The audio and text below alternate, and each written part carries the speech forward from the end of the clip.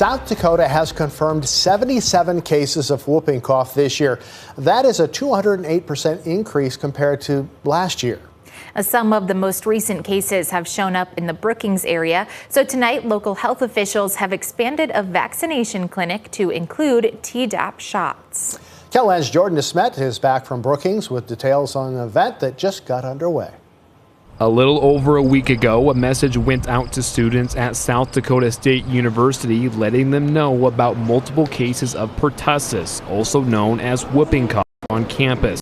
There were also cases across town at Brookings High School. So I don't actually know why we saw the increase in pertussis cases, but it has been a national trend just overall in pertussis cases, so not just South Dakota and not just Brookings County. Some symptoms of pertussis include cold-like symptoms as well as that whooping cough sound, and it can easily be spread to people who are not vaccinated or have waning immunity.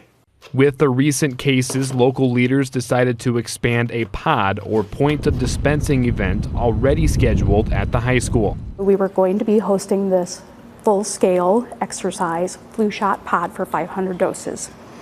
And then with the recent pertussis outbreak in Brookings County, we spoke with the Department of Health and they offered 1,000 Tdap doses for the county and the people that live in the county. It will be a valuable experience for those administering the vaccines and the community as a whole. They're practicing a pod event so that they are prepared, they know the facility in case they would ever need to put that into practice and hold a large-scale immunization clinic. If we can get mass people vaccinated, we will have herd immunity, which will help the people that can't otherwise be vaccinated or might be immunocompromised. In Brookings, Jordan DeSmet, KELOLAND News.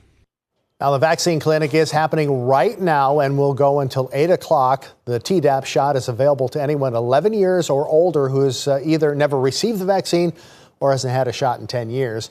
You need to be at least 18 to receive your influenza shot without a parent.